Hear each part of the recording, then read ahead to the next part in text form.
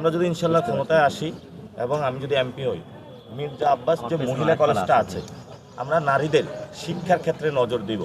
সেই মহিলা কলেজকে আমরা একটি সায়েন্স এবং টেকনোলজি উইমেন ইউনিভার্সিটিতে রূপান্তর করার প্রচেষ্টা চালাবো। এরপরে হলো নেসারাবাদের পীর সাহেব, উনি বলেছিলেন যে ইত্তিহাদ মাল ইখতিলাফ, বিভিন্নতা সত্ত্বেও আমরা ঐক্যবদ্ধ থাকবো। সেই জায়গাটা উনি নিয়ে এসেছিলেন। আল্লামা হাফিজ হুজুর যখন ইরান যুদ্ধে গিয়েছিলেন, সেখানেও উনি ইরানের সুন্নি শিয়া ভাইদের মধ্যে ঐক্যবদ্ধ করার প্রচেষ্টা চালিয়েছিলেন। শুধু তাই নয়, বাংলাদেশের যত আলেম ওলামা সবাই আমরা ঐক্যবদ্ধ হওয়ার জায়গায় একটা প্রচেষ্টায় আছি, যাতে আমরা ভারতীয় আধিপত্যবাদ রুখতে পারি। এখন এই নির্বাচনে বিএনপি কিন্তু ভারতের সাথে হাত মিলিয়েছে। ফলত যত আলেম সমাজ আছেন সবাই ঐক্যবদ্ধ হয়ে আমাদের এই ধানের শীষের বিএনপির বিরোধিতা করাটা জরুরি হয়ে পড়েছে। এই জন্য জরুরি হয়ে পড়েছে। বিএনপি যদি ভারতের লাইন থেকে বাংলাদেশের মানুষের পক্ষে দাঁড়াতো, আমাদের কোনো সমস্যা ছিল না। শহীদ জিয়া রহমান ছিলেন, বেগম খালেদা জিয়া তো ওই জায়গায় ছিলেন, এই জন্যই তো ওই সময় জোট হয়েছে। যখন তারা ভারতের সাথে মিলে গেল, বাংলাদেশের মানুষের বিপক্ষে দাঁড়াইলো, তখন তো আমরা জোট আর করতে পারি না। এবং সেই জায়গাটা আমরা মনে করি এই 11 দলীয় জোটে আলেম ওলামারা ঐক্যবদ্ধ হয়েছেন। এই বাংলাদেশে জমিনে বড় একটা রাহবারের জায়গায় আল্লামা জুনায়েদ আহমদ বাবুনগরী ভূমিকা পালন করেছিলেন। তারপরেও যদি আমার কোনো কথায় কেউ কষ্ট পেয়ে থাকেন, এই কষ্ট ক্ষমা সুন্দর দৃষ্টিতে দেখবেন।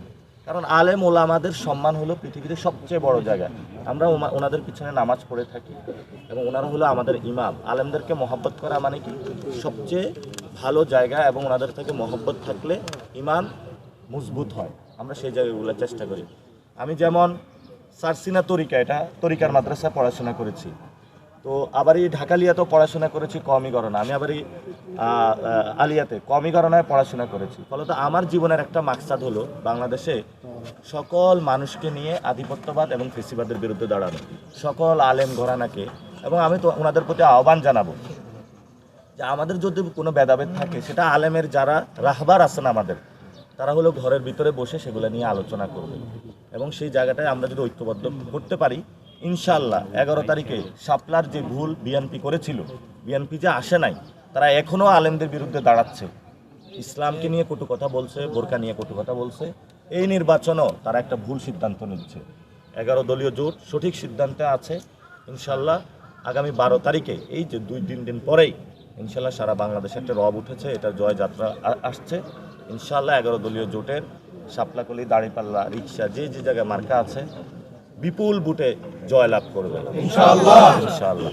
আর আপনারাও এই জায়গাটা খুবই ক্লিয়ার করে দিবেন। আল্লামা জুনায়েদ বাবুনগরী উনি আমাদের রাহবার, আলেমদের শান। এখানে অনেকেই বিভিন্নভাবে অপব্যাখ্যা করার সুযোগ নিবে, কোনো অপব্যাখ্যার সুযোগ নেই। সম্প্রীতির আমরা বাংলাদেশ চেয়েছিলাম, সেটা আমরা পেয়েছি। কিন্তু এখানে যে জায়গায় বাধা দেওয়া হচ্ছে, সে জায়গা থেকে সরে এসে আমরা নতুন একটি বাংলাদেশ করতে চাই। আমরা যদি ইনশাল্লাহ ক্ষমতায় আসি এবং আমি যদি এমপি হই, মির্জা আব্বাস যে মহিলা কলেজটা আছে, আমরা নারীদের শিক্ষার ক্ষেত্রে নজর দিব। সেই মহিলা কলেজকে আমরা একটি সায়েন্স এবং টেকনোলজি উইমেন ইউনিভার্সিটিতে রূপান্তর করার প্রচেষ্টা চালাবো। ঢাকাতে কিন্তু ভালো ধরনের উইমেন ইউনিভার্সিটি নাই, যেটা থেকে মহিলারা গিয়ে ভালো সায়েন্স টেকনোলজির এডুকেশন নিতে পারে। আমরা মির্জা আব্বাস মহিলা কলেজকে শাহজাহানপুরে যেই কলেজটি আছে, সেটাকে ঢাকা 8-এর সবচেয়ে একটি সুন্দর টেকনোলজিক্যাল মহিলাদের জন্য ইউনিভার্সিটি বানাবো, যেটাতে সায়েন্স নিয়ে তারা পড়াশোনা করতে পারবে ইনশাআল্লাহ। আমরা এটা প্রচেষ্টা করব, যে যে জায়গায় আছে আমরা শিক্ষাক্ষেত্রকে এখানে এগিয়ে নিয়ে যাব।